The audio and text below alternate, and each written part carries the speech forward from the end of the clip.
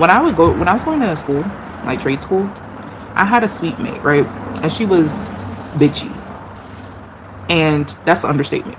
He had this, you know, me being me, right? I realized that she had this preconceived notion that, you know, she had one of those mindsets that everybody just woke up and decided to fuck with her, or somebody was out to get her, or, you know, just people just cared about her in that way. And I felt like something was mentally off up here, because, you know, I could clearly see whenever we had like arguments or discrepancies or issues with each other, and when we had the opportunity to actually sit down with each other, I could clearly see like, okay, this girl thinks that she's just the shit. Like, she's all that in a bag of chips. Like, people just wake up and be like, oh, I want to go start shit with Stephanie today. Girl, ain't nobody checking for you like that. Energy that I see within Azealia Banks when I watch those deep dives and I looked at her feuds and how she just go from 0 to 100 like real quick. And typically, you know, I realize that men who think like that, who, you know, are very defensive in that way, they dealt with a lot of trauma. And with Azealia Banks, she has dealt with a lot of trauma, specifically an abusive mother. Okay, so her father passed away when she was 2 years old. And so that kind of broke her mother. And her mother was, if I'm not mistaken, very young when she had Azealia. I think she was, I don't know if she was 18 or a minor. I don't know. One of those. And her father was older. And I guess the death of her father, you know, kind of broke her mother. And her mother was very abusive towards her. Azealia Banks stated that her mother would call her ugly. She would abuse her physically, mentally, emotionally. And Azealia Banks was also the youngest of her siblings, I believe. So, you know, you would think that she didn't get the worst treatment, but Azealia Banks said that she did. And her mother put her out once she turned 18. And so Azealia kind of learned hyper independence early on, and she had to make her way, you know, navigate her own way through life very young. And yeah, basically she said her, like, the way she was describing her upbringing, her mother did not like her. And if her mother did, she treated her like shit, like full blown shit. And so how Azealia Banks acts, once you take a look at her past and her childhood, you can understand, like, oh, that explains everything. And my heart goes out to women like that, because I've personally dealt with a girl that was kind of Azealia Banks coded, but she wasn't as talented as Azealia Banks. Oh, you're the only one that truly understands me. Azealia Banks, for image. I don't want to lose you. I know you're the one for me. I think that social media is a huge part of her daily routine. I think that she gets her dopamine hit, serotonin hit, all of that. She likes attention. And I think that as far as her current energy, her social media is, you know, kind of distracting her, as well as taking up most of her energy and attention. Yeah, she's always on social media, though. She's always on social media. She could be talking to a guy or have a love interest currently as well. You know, she could also be entertaining friends and a love interest.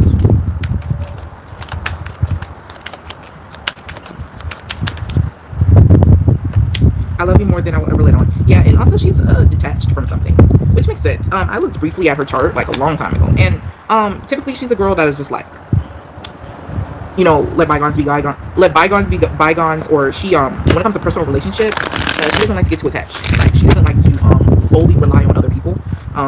Yeah, very much so. And there's that hyper independence I was talking about earlier. Like, she doesn't like to rely on other people so much when it comes to, you know, giving her opportunities, or when it comes to love, when it comes to friendships. But she does expect you to have loyalty, especially when it comes to friends. She's big on loyalty. Music, I think she also makes music every other day too, y'all. She just doesn't release it.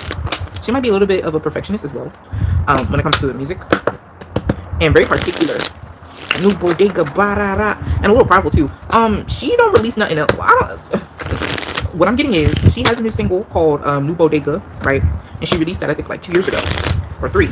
And she's a little prideful in that way. It's like she won't release anything else until, like, y'all like really sit with her work and digest it and listen to it. Like, in her mind, I guess it's a fake it till you make it. In her mind, she still thinks that she's that girl, and she is, but not like as far as like number wise. It's just that, like, it's like she's still, you know, kind of operates as if she's like an A-list celebrity. Like, you need to listen to what I put out first before I put out anything else. She acts as if her music is in high demand, which it is. I mean, a lot of people are disappointed that she, you know, kind of fell off the bandwagon, me, myself included. But, and I think she's aware of this. It's just that it's like, she's like, I'm still out here. I'm still putting out music. It's like, y'all don't even listen to it. And, I mean, girl, I hate to be that person, but who can we blame? Let's start there. A few cards, like 3 cards. What is Azealia Banks' current energy?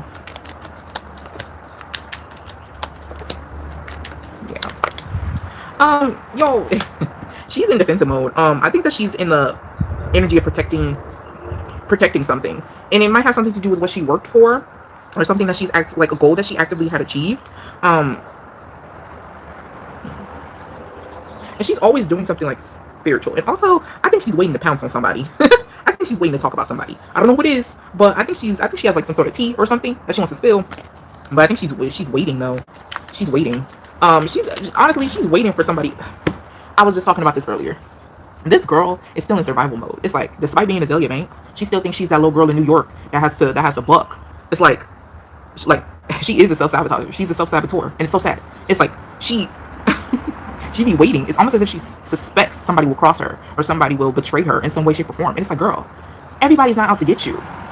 Everybody's not out to get you. She's always in defense mode. Always. That's her current energy, y'all. She's in defense mode. The rest of the questions I'm just asking, like, that were based off of the deep dives that I watched on her live and controversies and stuff. And so it might seem out of order. I'm so sorry. I don't feel like organizing it. I'm gonna just be honest. But timestamps will be in there below. Timestamps will be there, right? And you could just go and listen to what you like to listen to. Nicki offered her an opportunity to tour with her, right? And Azealia Banks said no, because I'm working on my album. So shortly after that, Nicki Minaj tweeted, these bitches are delirious. Hashtag these bitches are delirious. And Azealia Banks attacked her and thought that it was about her. So my question is, did Nicki Minaj really write that these bitches are delirious tweet about Azealia? We have the Hierophant.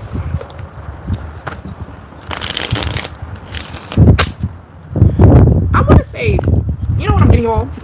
I'm getting it wasn't just about her. Do I think that, you know, do I think that she wrote that tweet about Azealia? Yes, but not just her. I think she wrote about it. I think she wrote that tweet about another person as well. And it could have been Little Kim. It could have been Little Kim. Or someone who was equally as established as her at the time. It could have been a news reporter. Because I know that back then, people compared Nicki Minaj to Lady Gaga a lot. Let me tell you something. About the whole Nicki Minaj and Lady Gaga thing. Yes, they were both gimmicky and they're and similar. But it all boils down to being a woman and trying to make your mark. I'm sorry, but as much as y'all don't like it, sometimes women have to resort to being indigestible in an attention-seeking way in order to make their mark. Notice how once Nicki Minaj established her name, she switched up her style, and her real, you know, stuff started to show gradually as time went on and as she got older. And so were the gimmicks recycled? Absolutely. But what did Nicki Minaj say when people would, in her face, compare her to Lady Gaga? Lady Gaga is Lady Gaga, and I'm me. And that lets you know right there why Nicki Minaj was how she was back then. It was a battle of the egos, y'all. It was a battle of the egos. Nicki Minaj was very, I want to say, bitchy and egotistical even back then when Azealia Banks was popping. What is it, in 2013? Yeah, Nicki Minaj, she was something. And like I said, I have to sympathize because I think Nicki Minaj, a part of the reason why Nicki Minaj was bitchy and still is because she's a woman and she felt like she had to work 10 times as hard as Azealia Banks' father feel about her currently. Yeah, that took a turn. See, I told you, I'm so sorry. It's like out of order. How does Azealia Banks' father feel about her currently? I still have hope to work this out. I still feel the energy everywhere. I can still feel the energy everywhere. You're my missing piece. He wants her to get married. He wants her to get married. He wants her to have you know, a nuclear family life. You know, he wants her you know, to like be a wife. He wants her to, you know, meet the love of her life and you know, be happy. And I think he is around her. She might actually have him on her altar. I think that he actively works alongside her. And I mean, honestly, as much as we like to shame her, I mean, it's all love on his end. It's all love on his end. I guess that makes sense. That's his daughter, right? But he wants her to get married and he wants her to be happy and shit, you know? Oh, that's really nice. Lady Gaga steal from Azealia. Now, Azealia claimed that Lady Gaga stole her, what was it? I think it was her song. Now, this is not the first time that I've heard that Lady Gaga has stole something, okay? I've heard from the gays that Lady Gaga will go into underground, you know, clubs and stuff and steal from, you know, ballroom culture and LGBT. I've heard, okay, so steal from Azealia.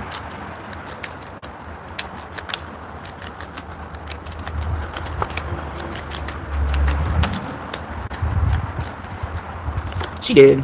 And you know what? She tried to make it up to her by working with her and doing a song with her and stuff. Yeah, she did.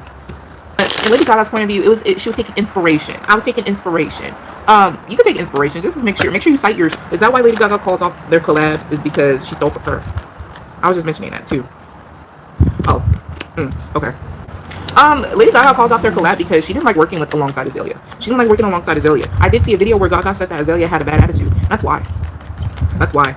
Azealia made Gaga uncomfortable in a way where it's like, you're just on 10 and this is supposed to be a fun, you know, sort of music session. We're supposed to be putting our minds together and you just came here on 10. Like, girl, let's push your face, become more nicer to people. You have the Page of Pentacles, the Five of Cups, Two of Pentacles, and the Knight of Pentacles. Not until she heals. You know, the thing is, Azealia Banks thinks she is nice. It's just a matter of defending myself. She feels like she's defending herself. She don't think she's mean. And even when she does try to be nice, there's just this deep-rooted sadness and regrets and despair. And what's that other word that I'm trying to... It's at the tip of my tongue. It's like, there's a lot of disappointment. There you go. Disappointment. It's just... That's and, you know, she's nice. And then, but it's still that deep-rooted stuff, right? And then that's when the emotion starts to bubble up to the top. And, you know, sometimes she could be really passive aggressive and she doesn't even realize it. That's a problem. When you don't realize, you know, when your emotions come and go, how your emotions come and go, I think that calls for some sort of intervention. Not until she heals, y'all, is when, you know, we'll see a noticeable change. Will she? Yes, but it's going to take some time. I think it's going to take when, like, she's older and, like, you know, she's starting to have, what is it, like, back pains and aches and arthritis. I think when she's older, it's going to take some time. When she's definitely going to be forced to sit down and require help is when, you know, she... How did Rihanna feel about Azealia leaking her song? So Azealia and Rihanna did a demo, and Azealia leaked it without Rihanna's permission. But Rihanna didn't say anything. I want to know, how did she feel? Once again, that was another opportunity that Azealia sabotaged.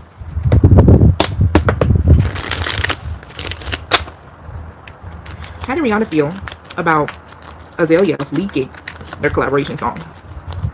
My incense is almost out. The moon. Rihanna's like, yeah, Rihanna didn't fuck with her after that. She just was like, you know what, never mind. Rihanna was gonna use the song, so, you know, and she was like, I mean, as long as she can't make no money off of it, it's fine. Rihanna didn't. I mean, Rihanna was like, that was evil, that was conniving, that was deceptive. But she was like, you know what? There's no time for that. There's no time for that. Whatever, girl. As long as she can't make no money off the song. And it wasn't even so much so Rihanna was like, as long as she can't make no money off the song. It's like, there's no reason to feel some type of way because it's out, but there's nothing that, you know, there's no money that can be made off of it. And I mean, the most she can say is, oh yeah, we collaborated, but it's like, whatever. Rihanna's like, it's fine.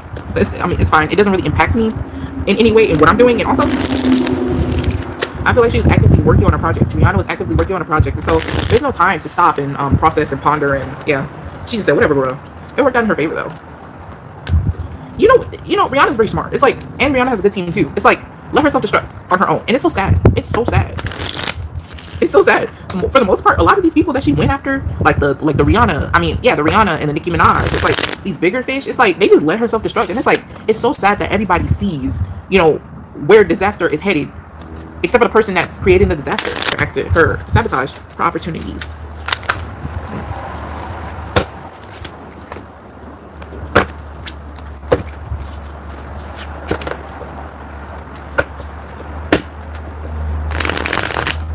One more shuffle. Sorry. Why did Azealia Mix always sabotage her opportunities? Repression, the hide. Yeah, it's giving that energy of fuck the girls. Every region, every city, the whole damn world stays saying fuck the girls. I don't need them, I'm too pretty, so fuck the girls. Y'all, okay, so it's just a matter of Azealia felt taken advantage of by the industry, and instead of going after who she was really mad at, she would go after her peers. She would take her anger out on her peers. And I guess it's a matter of, you know, kind of stopping where she could actually, in sectors where she could actually control, or where she felt she had more control in the industry. And that's one reason I'm saying. And also, you know, trauma. Her psyche, just like I mentioned early on in the reading, you know. Also, you know, I guess because she was so spiritual, there's also a spiritual component as to why she would sabotage her opportunities. I guess she believed that somebody told her, or something told her, that, you know, these opportunities that she was getting was kind of like there was deception behind these opportunities that she was getting. Also, I'm gonna just say it because it's out here. It's like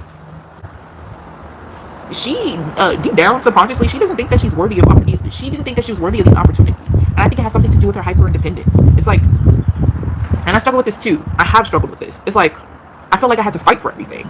I felt like I had to work for everything that I had, and I didn't feel like I was deserving of help, and I didn't like accepting help, etc., because I thought that, you know, I had to earn that shit. And that's honestly, that's like a generational sort of curse on the diaspora of Black women. And I wonder, I might do a part 2 of Black community reading. I wonder if we as a collective whole will ever, you know, kind of, you know, bounce back from that, you know, sort of mindset. But yeah, it's a plethora of different things here. And also, it's like, you know, the psychosis. It's like she felt like people were out to get her, or that there must be some deception. It's like, if this opportunity, if I say something, and also impulsiveness too. She might be a little impulsive. She felt like if this opportunity passed me by, it wasn't meant for me anyway.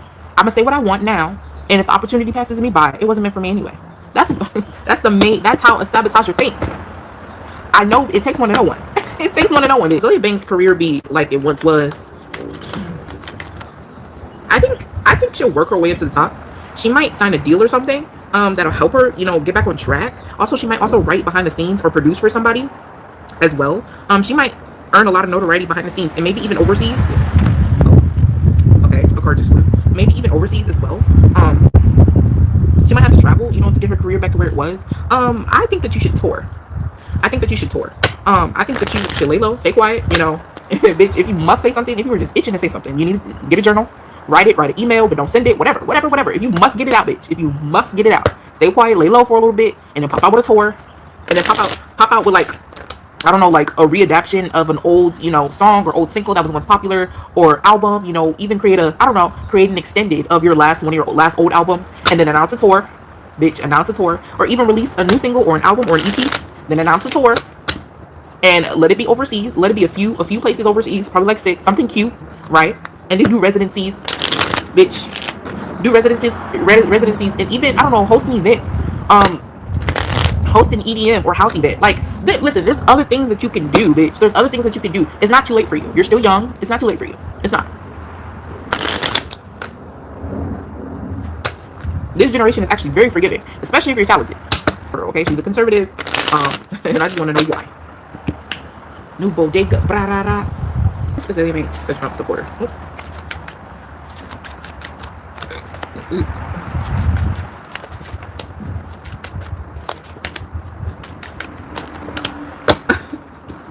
The fuck?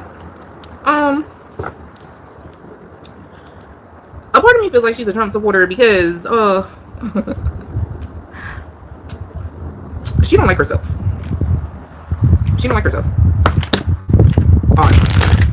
We have repression again.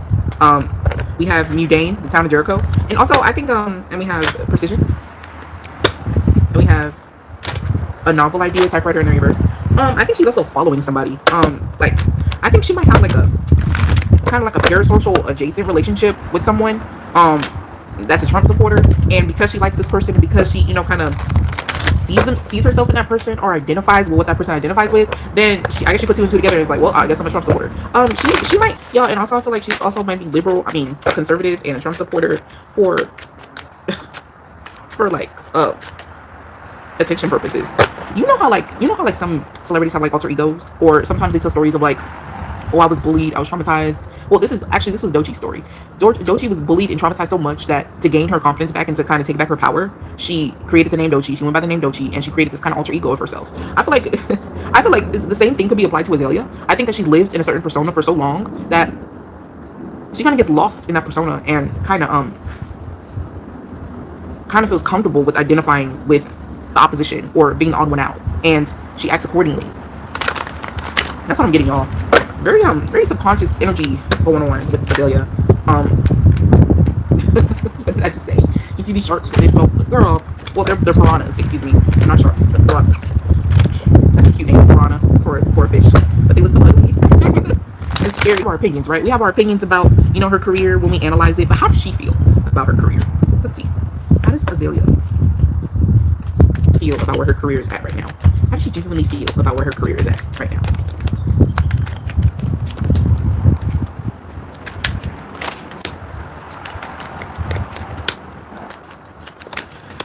Okay.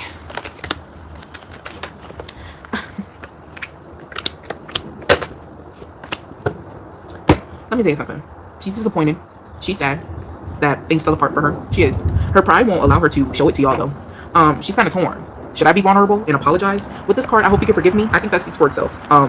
She's very much so aware of what she's done and the damage that she caused and the type of harm and, you know, that she brings to others. She's aware. But her pride, her ego. It's like, I'm aware. I feel bad. I feel bad that my consequences had my choices had consequences. That's what she feels bad about. She feels bad that when she opens her mouth, people very much will show her, okay, girl, watch this. That's what she feels bad about. Does she feel bad about what she said? No. No, absolutely not. She feels bad about the fact that her actions had consequences. And I do think that she has apologized. Oh, she actually did. She has apologized to Lana Del Rey, I believe. I think she apologized to Rihanna. She apologized, you know, throughout her career. She has apologized. And she thought that, you know, it could make it better. You know, I think that in the heat of the moment, she's very impulsive. She's a very impulsive woman. I think that in the heat of the moment, you know, all she sees is red. All she sees is red. And then when she, you know, slows down, when she kind of calms down with this card, we need to take it slow in the reverse. Oh shit, this rises. Oh shit. Oh shit. Let me read it while I get it together. Did Kreashawns really tweet an adult site link by accident when promoting Azealia's 212 video?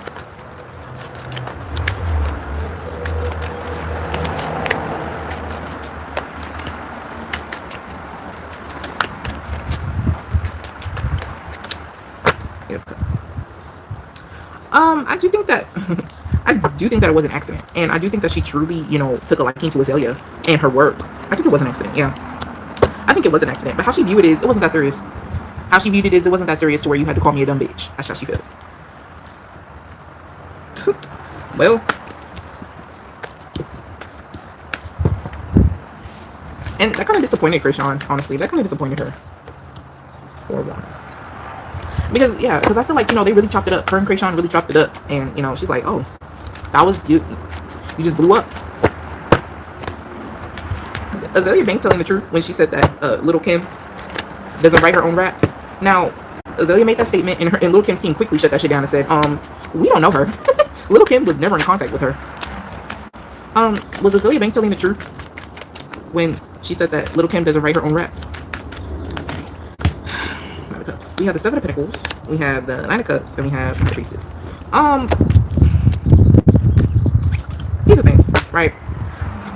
I do think that, okay, it's either that, you know, Azealia Banks was a fan of Little Kim, and, you know, she kind of analyzed, you know, like, song credits, you know, from afar, and came up with that conclusion on her own, and therefore it wasn't a lie, because, I don't know, Azealia Banks might understand writing credits. She might understand that, and to the regular consumer, to us, we don't understand those things, but she does. And so they might not have even spoke, but because she's analyzed Little Kim's writing credits from afar, she wasn't lying. However, if they did speak, if they did actually come in contact with each other, but for a brief second, the thing is, when it came to Little Kim writing her raps, Little Kim has never explicitly said that to her face. No, that's true. However, I think that when it comes to writing credits, I think something was said or something was mentioned about how Little Kim, you know, writing credits go, or how, you know, production goes to Azealia. Azealia may know a friend of a friend that's, you know, that knows Little Kim, and that person gave her insider information, you know, when it comes to credibility, and when it comes to writing credits, and when it comes to, you know, ownership and masters and stuff like that. And so she came to that own conclusion. But did Little Kim outright explicitly say to her, or did Azealia Banks get that close to where she was like, oh, you don't write your own raps? No. No, she didn't. I think that she got either insider information, or as a fan, she will watch closely. But does Little Kim write her own raps? I think that all artists, you know, kind of use other people to write their stuff. You know, they share songs. We all know this, right? We know this. They share songs. Sometimes producers, you know, say, oh, I made this for so and so. and then so and so declines the song, and then they pass it on to somebody else. You know, so it's like I think Little Kim has written some of her stuff, and sometimes other people write it for her, or she you know, uses other people's songs that people pitch to her. You know, so it's like I don't think that Azealia Banks was lying 100%. One thing I will say though, Azealia Banks does not strike me as a liar. She doesn't. I don't think she's ever lied to us whenever she, you know, whenever she be reading somebody or whenever she makes claims. So far, since I've asked these questions, I don't think she's ever lied. No, not intentionally. Now with the whole Kreashawns thing, I think she was just very defensive, in defensive mode, and she has never lied to us. I have to give her that. We're coming up on an hour. This energy's running her little way. Yeah. She's not the lovey-dovey type, y'all. She's not. She kind of distant when it comes to a partner. I think she might be sad about the current state of her love life, or she might still be harboring past feelings for someone else. I think as of now, she's open to dating, but I don't necessarily see anyone around her. It could have something to do with her going through a rough patch with someone, or she's holding she hasn't healed from a past relationship. And let me say something about Taurus. She's a Taurus. They hold grudges, bitch. They hold grudges. It's hard for them to let go of it's hard for them to let go. That has something to do with their stubbornness, right? But yeah. Was Azealia Banks' magic actually the cause of DC Young Fly's wife's passing? Jackie, I forgot her name. Was Azealia Banks' magic the result of DC Young Fly's wife passing away? Laurel's music box. Joseph Crackstone.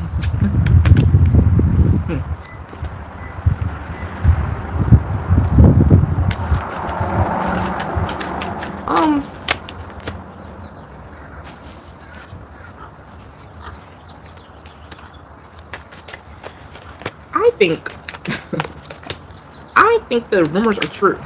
I think that DC Young Fly allegedly, I think DC Young Fly sacrificed his wife. I think the rumors are true. And I remember saying when that whole thing was going on actively, I remember someone making the claim, insinuating that he did, because the show, their Netflix special, went #1 shortly after she passed away.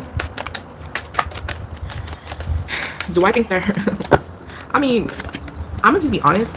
Whoever Azealia Banks works with when it comes to when it comes to her spiritual work, they don't condone black magic, or at least magic with the intent of trying to unalive someone. They don't condone that. They won't support that sort of spiritual work when it comes to her. No, her spirits don't like that shit. No, Azalia's magic could work, as long as her intent, like, it's like Azealia Banks. Okay, whatever spirit she works with, whatever deal she made, whatever crossroads she crossed, bitch. Whoever she works with, they don't like black magic. They don't like working with her when it comes to black magic. I think that she's consulting the wrong spirits when it comes to that. But they'll work with her if it's a positive, you know, sort of spell. Like, they'll work with her for love spells and magic and candle magic and shit, you know, like the road openers, and they'll work with her and allow her magic to work when it comes to that. But when it comes to negative, you know, sort of heavy, like blood magic, sacrifice and all that, no, that's not their forte. That's not their level of expertise, okay? And I'll see you guys next time.